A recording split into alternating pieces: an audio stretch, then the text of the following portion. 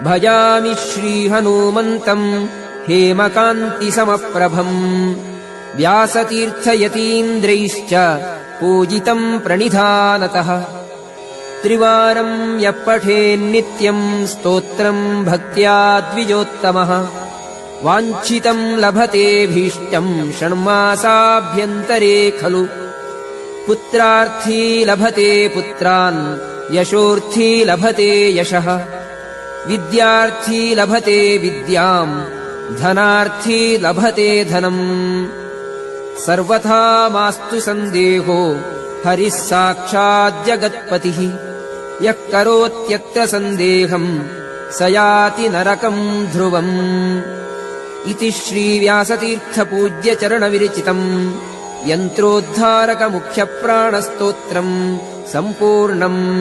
श्रीकृष्णार्पणमस्तु।